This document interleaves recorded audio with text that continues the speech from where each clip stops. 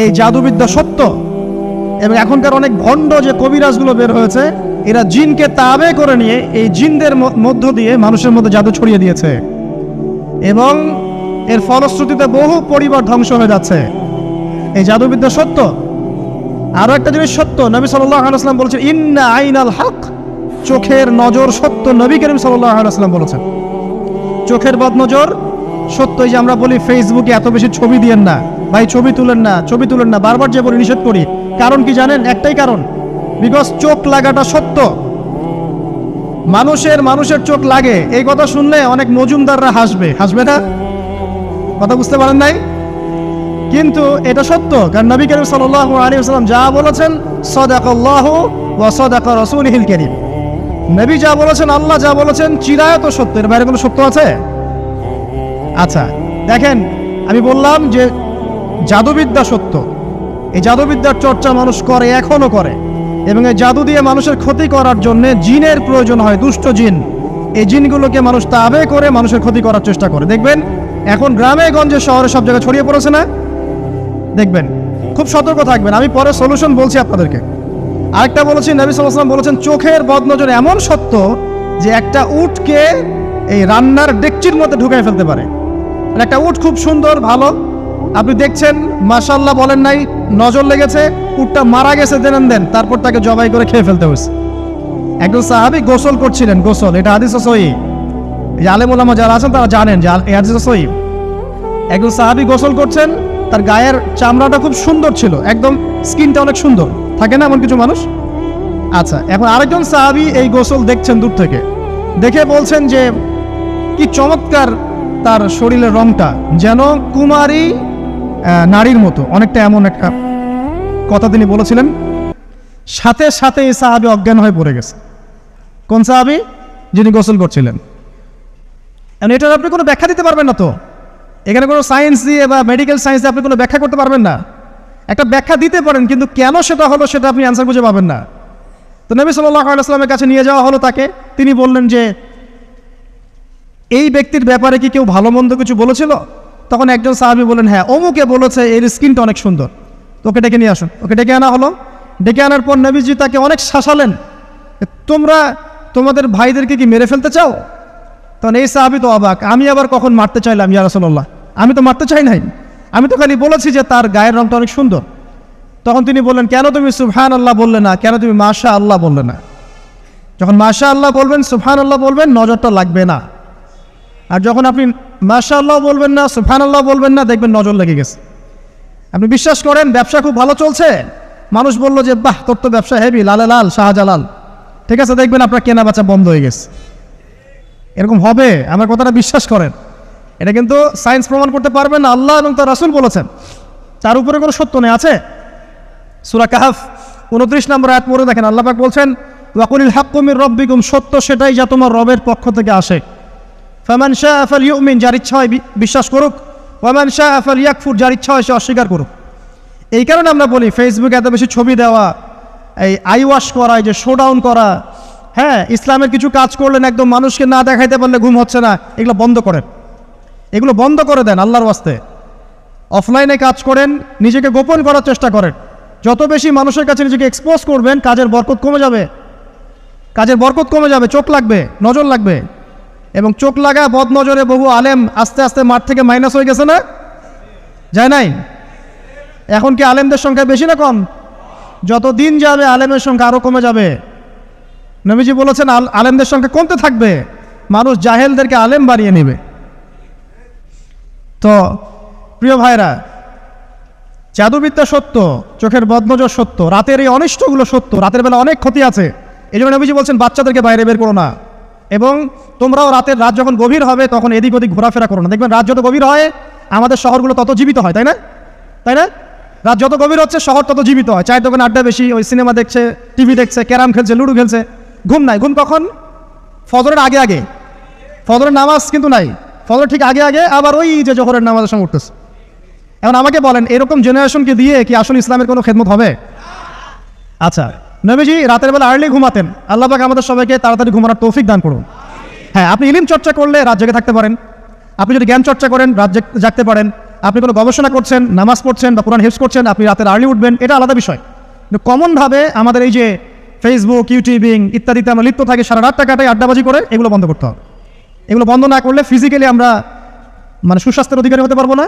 সারা দিনটা আমাদের একটা কি বলবো অলসতার ভাবে যাবে এবং দিনের বেলা কাজগুলো ব্যাহত হবে। এতে করে আমাদের উম্মার এই পুরো বড় যে তরুণ প্রজন্ম আছে এদেরকে আপনি সম্পদে পরিণত করতে পারবেন না। তাই এই সিস্টেমটা চেঞ্জ করা দরকার। নবীজি রাতের বেলা এই সূরা বাকারার শেষে 3টা আয়াত তেলাওয়াত করতেন। আমরা করবো ইনশাআল্লাহ। ইনশাআল্লাহ। আরেকটা আমল বলে দেই, নবী করিম সাল্লাল্লাহু আলাইহি ওয়াসাল্লাম রাতের বেলা সূরা মুলক তেলাওয়াত করতেন। কোন সূরা? এটা কোন সূরা? তাবারাকাল্লাযী বিয়াদিহিল মুলক। কয়টা আয়াত আছে? 30টা আয়াত আছে। নবীজি বলেছেন সাল্লাল্লাহু আলাইহি ওয়াসাল্লাম যে এই সূরা আপনাকে কবরের আযাব থেকে বাঁচাবে ইনশাআল্লাহ।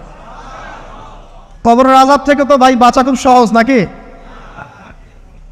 আমাদের মধ্যে এমন কেউ নাই, শোনেন, আমাদের মধ্যে এমন কেউ নাই আলেম জালেম মুফতি মুহাদ্দিস রাজনৈতিক নেতা পলিটিশিয়ান বিরোধী দল জাতি তারপরে যে সরকার দল যে আছে না কেন কবরের শাস্তি ফেস করবেন এমন একটা মানুষও নাই, কেউ নাই পৃথিবীতে।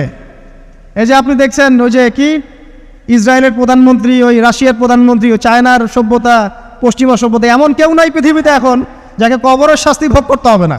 আছে? সবচেয়ে লঘু শাস্তি মানে লঘু চাপ, এটা বলতে গেলে আসলে আমি ভাষা হারায় ফেলি। তারপরে বলছি আল্লাহ পাক আমাদের সবাইকে হেফাজত করুন, আমিন। একজন সাহাবীর নাম সাদ বিন মুয়াজ। কি নাম? নবী করিম সাল্লাল্লাহু আলাইহি ওয়াসাল্লামের সাথে একদম ডান হাত হয়ে যুদ্ধ করেছেন দীর্ঘদিন। বদর তিনি বীর সেনা, উহুদের বীর সেনা, ঠিক আছে, খন্দকের যুদ্ধেও বীর বিক্রমে যুদ্ধ করেছেন। তিনি আনসার সাহাবী, একদম মদিনার নেতা সাহাবী।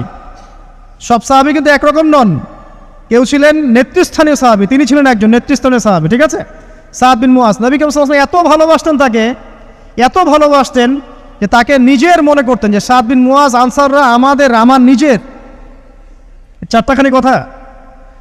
এই সাহাবীর খন্দকের যুদ্ধে এই যে হাতের এই দিকে সম্ভবত হাতের এই রগের মধ্যে একটা তীর এসে লাগে এখানে,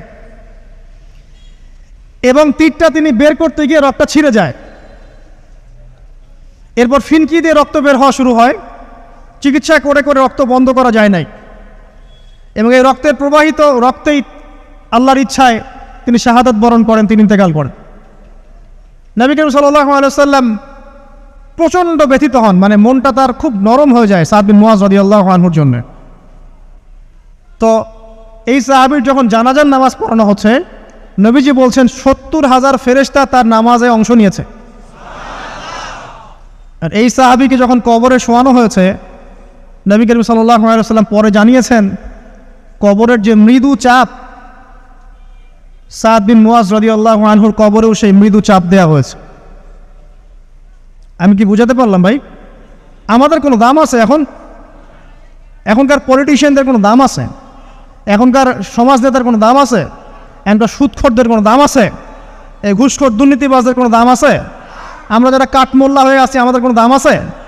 সাদ বিন মুয়াজ রাদিয়াল্লাহু আনহু যদি কবরের শাস্তি তাকে না ছাড়ে, প্রশ্ন উত্তর পর্ব তাকে না ছাড়ে, আমরা পার পাবো? নবী করিম সাল্লাল্লাহু আলাইহি ওয়াসাল্লাম বলছেন সূরা মুলক তেলাওয়াত করো রাতের বেলা, ইনশাআল্লাহ সূরা মুলকের তেলাওয়াত কবরের আযাব থেকে তোমাকে বাঁচান। আর আমাদের তো ভাই কবরে সবাই সাথে যাবে না, গার্লফ্রেন্ড যাবে না, বাপ মা ভাই বোন সবাই যাবে না। একজন ব্যক্তি সুদ খাচ্ছে, জিজ্ঞাসা করে দেখেন কেন খায়, বলবে তার সন্তানের জন্য খায়, তার বউয়ের জন্য খায়, তার মা বাবাকে দেখতে হবে তাই খায়, তাই না? একজন ব্যক্তি ঘুষ খায়, বলবে আমার পরিবারের জন্য খাই। একজন দুর্নীতি করছে, পুকুর চুরি করছে, বলবে দুর্নীতি করছে আমার পরিবারের জন্য খাই, পরিবার ভালো থাকবে। সবার একই এক্সকিউজ যে পরিবার যেন ভালো থাকে, আমার সন্তানরা যেন ভালো থাকে, আগামী প্রজন্মের জন্য কিছু রেখে যেতে পারি, তাই না? এরকম একটা মানুষও কি আপনার সাথে কবরে যাবে? আর এই বোকা মানুষ কেন বোঝে না যে আপনার কবরে আপনাকেই যেতে হবে? তাহলে আপনি কি কারণে অন্যের কারণে নিজের পরকাল নষ্ট করছেন? অন্যের সুখের জন্য আপনি আপনার পরকাল নষ্ট করছেন। সুদ খাচ্ছেন, দিব্যি মায়ের সাথে জেনা করছেন। আপনাদের এলাকায় নাকি সুদের সমস্যা অনেক বেশি। কয়েকটা হাদিস বলে দেই, আমি ওদেরকে আক্রমণ করতে আসি নাই, আমি শুধু তাদেরকে 3টা হাদিস শোনাতে এসেছি। 1 নম্বর হাদিস শোনেন। আল্লাহর নবী মুহাম্মদ সাল্লাল্লাহু আলাইহি ওয়াসাল্লাম বলেছেন সুদের পাপের 73টা শাখা আছে। কয়টা? কোনো হাদিসে 70টাও আছে, কোনো হাদিসে 73টা আছে। বলছেন যে সবচেয়ে নিচের শাখাটা হচ্ছে, সুদের পাপের সবচেয়ে নিচের শাখা হচ্ছে যে যেন কোনো ব্যক্তি তার মাকে রেপ করলো, তার মাকে ধর্ষণ করলো। 1 দিরহাম যে ব্যক্তি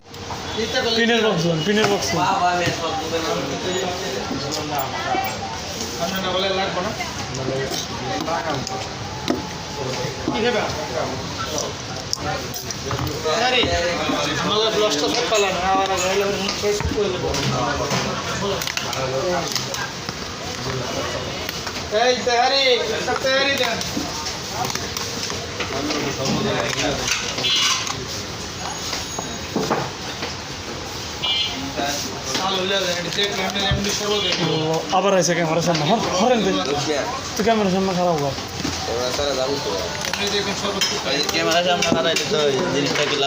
ক্যামেরার সামনে খারাপ যাবো না, মানুষদিন চাপ পরে কিন্তু তুই ভাড়া লয়ে যাবি কই দিলাম।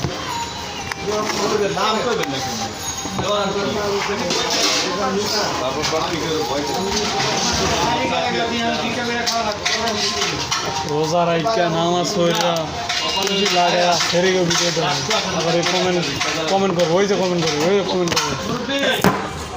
ডিসপ্লে গেছে না, আজকে জানেন নাকি আমি ঘুম থেকে ওইটা দেখে আমার তোলে 100 কেজি। আরে না, আমার তোলে মোবাইল লাগান ডিসপ্লে দেখবো যে গ্লাস কে আগেই ফাটা দিল না, আগের ফাটা আছিল গ্লাস টেম্পার গ্লাস নাই, এটাই ডিসপ্লে। আমারটা তো লাগান টেম্পার গ্লাস নাই, ডাইরেক্ট ডিসপ্লে। আজকে আমি ঘুম থেকে ওইটা দেখি আমার তোলে মোবাইল, আমি মোবাইল না দাম হয়েছে। কি হয় এত খেজুর আজকে খাইমু? আজকে খেজুরের পার্টি হবে।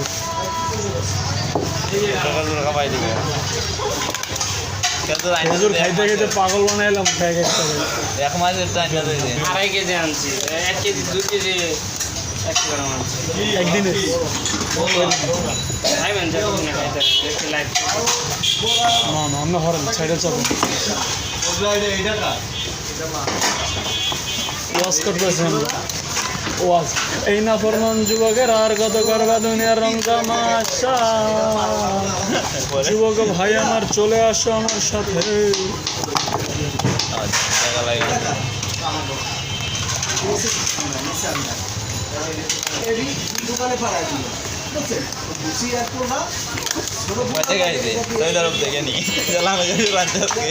সিঙ্গাপুর আজকে আনা দেখা 5 টাকা কেজি সিলেটি হয়ে আইছে একটু ঘরে যাইবে না, একটু ঘর তুমি যাইবে না, বাসনটা চেক করছে, বাসনটা এগুলো আছে আর বুঝাই দিবা না, এটা করবো না, আমার কাছে টাকা থাকবা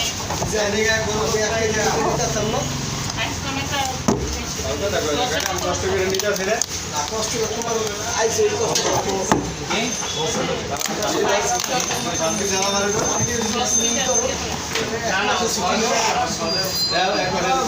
কষ্ট বেতন দিয়ে ছুটি দিয়ে দাও।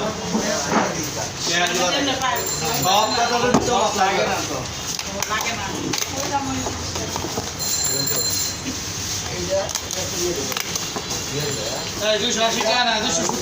আমার ক্যামেরার ভিতর উঠতেন না ভাই, ঝামেলা আছে।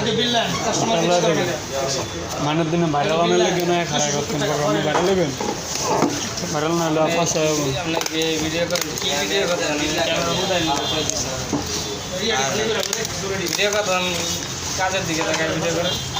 এই যে বেটা ভিডিও করতে যায়, বেটা এটা দইরা রাখছে নি মোবাইল বলে অটোমেটিক ভিডিও হোক না বলে মোবাইল আট হোক। আমার এটা অটো